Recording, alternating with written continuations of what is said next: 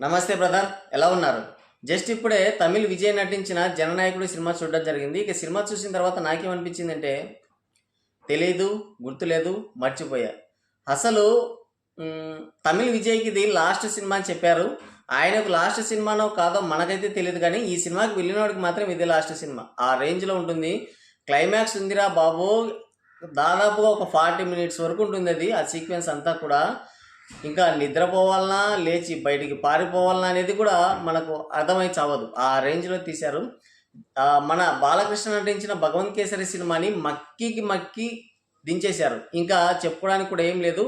ఇది కంప్లీట్గా Bhagavanth kesari cinema remake కాదు అని చెప్పడానికి మాత్రం కొన్ని సీన్స్ అయితే యాడ్ చేశారు. అవి కూడా బాబీ డియోల్ నటించిన ఆ విలన్ క్యారెక్టర్ మాత్రమే. ఇంకొకటి ప్రకాష్ రాజ్కి ఒక విలన్ క్యారెక్టర్ దానికి జత చేశారు.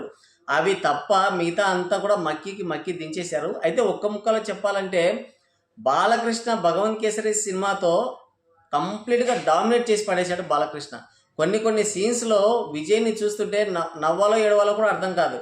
కొన్ని ఎలివేషన్ షార్ట్స్ కానీ, తర్వాత ఫైట్ సీక్వెన్సెస్ కానీ, ఆయన చెప్పే డైలాగ్ డెలివరీ కానీ, ఆయన యాక్టింగ్ కానీ ప్యూర్ డామినేషన్ బాలకృష్ణ. ఇంకా ఆ క్యారెక్టర్లో బాలకృష్ణని తప్ప మనం ఎవరు ఊహించుకోలేమో అన్నంత రేంజ్లో ఆ భగవంత్ కేసరి సినిమాలో ఉంటుంది. ఇందులో చూస్తే మాత్రం కంప్లీట్గా కామెడీ, అసలు నిజంగా నవ్వు వస్తుంది సినిమా చూస్తున్నంతసేపు. ఇంకోటి ఏంటంటే అంటే ఇప్పుడు మీకు ఎగ్జాంపుల్గా చెప్పాలంటే సుడిగాడు సినిమా, అంటే అల్లరి నరేష్ నటించిన సుడిగాడు సినిమా చూస్తే ఆ సినిమా వేరే అన్ని సినిమాల్ని కూడా కంప్లీట్గా స్పూఫ్ చేశారనమాట. సో ఈ సినిమా కూడా బాలకృష్ణ భగవంత్ కేసరి సినిమాకి స్పూఫ్ లానే ఉంటుంది, కంప్లీట్గా అలానే ఉంటుంది. భగవంత్ కేసరి రీమేక్ కాదు అని చెప్పడానికి కొంత ప్రయత్నం చేశారు, కానీ అది ఎక్కడికో వెళ్ళిపోయింది. అసలు ఆడు ఎందుకు వస్తుంటాడో, అసలు ఏం జరుగుతుంటుందో మనకి ఏమీ అర్థమై చావదు. అసలు అంత బిగ్ స్కేల్లో తీయాల్సిన అవసరం కూడా ఉండదు. సో నేనేమనుకున్నా అంటే ఫస్ట్ హాఫ్ అంతా భగవంత్ కేసరి, సెకండ్ హాఫ్లో వచ్చేసి కంప్లీట్గా ఆయన పాలిటిక్స్లోకి వెళ్తున్నాడు కదా, దానికి సంబంధించి ఉంటుందేమో అనుకున్నాను. కానీ సో పాలిటిక్స్కి సంబంధించి ఉన్నా కూడా అసలు ఎటువంటి ఇంపాక్ట్ అనేది ఉండదు. ఎందుకు ఇదంతా, అసలు ఎందుకు ఈ సోది అంతా అని అనిపిస్తూ ఉంటుంది. సో మరి స్టాలిన్, అంటే అప్పుడు మాజీ సీఎం అయినటువంటి స్టాలిన్ గారు ఈ సినిమాని ఎందుకని ఆపేశారో తెలీదు. ఆయన ఆపడం మాత్రం పెద్ద మిస్టేక్ అయింది. సో ఈ సినిమాని రిలీజ్ చేయకపోయినా తమిళనాడు పాలిటిక్స్కి ఈ సినిమాకి ఎటువంటి ఇబ్బంది అయితే ఉండదు. సో వాళ్ళు ఏంటంటే సినిమాని రిలీజ్ చేస్తే ఓట్లన్నీ విజయ్కి పడతాయి, ఆ పాలిటిక్స్ ప్రాపగండా మొత్తం అందులో పెట్టుంటాడు అని అనుకుని ఏమన్నా సినిమాని ఆపేశారేమో. అటువంటివి ఏమీ లేవు. సినిమా అయితే కంప్లీట్గా డిసప్పాయింట్ చేసిందని చెప్పాలి. మరి భగవంత్ కేసరి రీమేక్ అని తెలిసి డిసప్పాయింట్ అయ్యామంటే కానే కాదు. అసలు విజయ్ యాక్టింగ్ చూస్తుంటే వద్దు, ఇంకా దాని గురించి చాలామంది ఏమనుకుంటా అంటే ఇలా డిఫేమ్ చేస్తున్నామని అనుకుంటారు. కానీ భగవంత్ కేసరి సినిమాని చూసి ఒకసారి సినిమాని చూస్తే మాత్రం మీరు ఖచ్చితంగా నవ్వుతూనే ఉంటారు. ఇంకా అలా ఉంది సినిమా అయితే. ఇంకొన్ని చోట్ల మాత్రం ఆ తర్వాత పూజ హెగ్డే అయితే ఉంది, ఆమె మాత్రం ఆ విజయ్ని ప్రతిసారి ఓదార్చడానికి మాత్రం ఉంటుంది, సినిమా మొత్తంలో ఉంటుంది, ఆయనకి సాయం చేయడానికి తప్ప పెద్ద క్యారెక్టర్ ఏం లేదు. తర్వాత బాబీ డియోల్కైతే పెద్ద లెంతీ రోల్ అయితే ఇచ్చారు. ఆయన చెప్పే డైలాగ్స్కి, ఆయన ఎక్స్ప్రెషన్స్కి అసలు సంబంధమే ఉండదు. సినిమా మొత్తం అలా ఉంటాడు. మీరు చూసుకోండి, సినిమాకి వెళ్ళిన తర్వాత ఎక్కడా కూడా ఒక్క ఎక్స్ప్రెషన్ కూడా పలకించలేదు. సినిమా అంతా అలానే ఉంటాడు.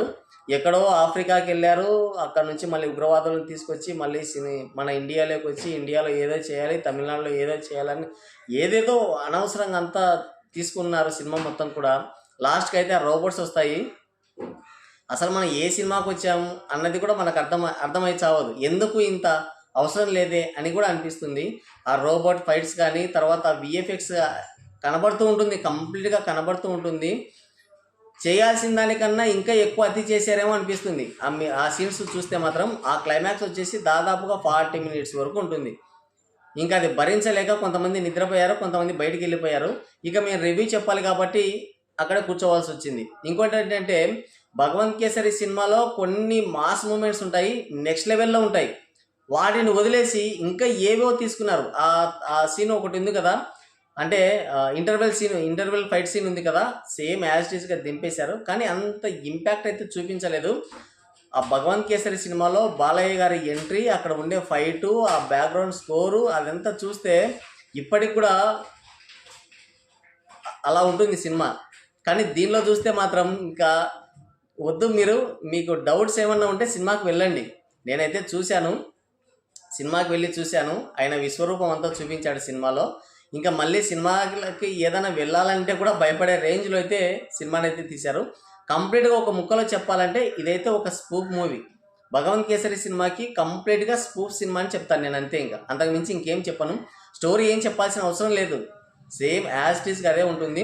కేవలం ఒక విలన్ రోల్ మాత్రం మార్చేశారు. దానికి ఏదో ఆఫ్రికా అని, ఉగ్రవాదులని, తర్వాత ఇలా బాంబ్స్ ఇవన్నీ అలా కొంత చేంజ్ చేశారు. కానీ మిగతా అంతా సేమ్ టు సేమ్.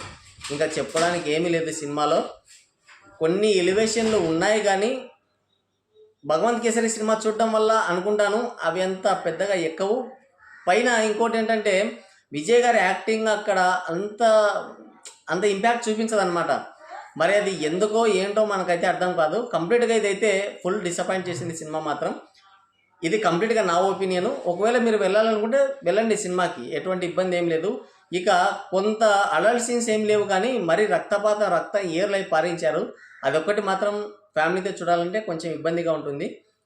సో నా వరకు చూసుకుంటే మాత్రం సినిమా అయితే కంప్లీట్గా డిసప్పాయింట్ చేసింది. ఇంకా చెప్పుకోవడానికి కూడా ఏం లేదు. సో మీరు వెళ్ళాలనుకుంటే వెళ్ళండి. అది మరి మీలో ఎవరైనా ఈ సినిమా చూసింటే కింద కామెంట్ చేయండి.